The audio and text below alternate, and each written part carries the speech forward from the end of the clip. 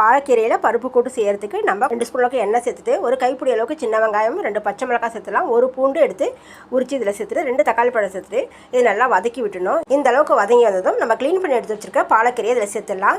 ஒரு கட்டு பாலக்கீரை இது நான் க்ளீன் பண்ணிவிட்டு அந்த கீரையை நல்லா கிள்ளி இதில் சேர்த்துருக்குறோம். சேர்த்துட்டு இது நல்லா கலந்து விட்டதுக்கப்புறம் கீரை பாருங்கள் நல்லா சுருங்கி வந்ததுக்கப்புறம் ஒரு 100 கிராம் அளவுக்கு துவரம் பருப்பும் பாசி பருப்பும் சம அளவு எடுத்து ஒரு 10 நிமிஷம் க்ளீன் பண்ணிவிட்டு ஊற வச்சு இதில் சேர்த்துருக்கிறேன். உப்பும் கீரையும் முழுகிற அளவுக்கு தண்ணி சேர்த்துக்கணும். தண்ணி கொஞ்சம் கை பொறுக்கிற சூடு இருக்கிற சுடு தண்ணி சேர்த்துணும். சேர்த்துட்டு ஒரு தடவை கலந்து விட்டு 1/4 ஸ்பூன் மஞ்சள் தூள், 1/4 ஸ்பூன் அளவுக்கு குழம்பு மிளகாத்தூள் சேர்த்துட்டு ஒரு தடவை கலந்து விட்டுட்டு ஒரு கொதி வந்ததுக்கப்புறம் தேவையான அளவுக்கு உப்பு சேர்த்து குக்கர் மூடி போட்டு விட்டுடணும். ஒரு 2 விசில் வந்ததும் கம்ப்ளீட்டாக ப்ரெஷர் இறங்கணும் நம்ம ஓப்பன் செஞ்சிடலாம்.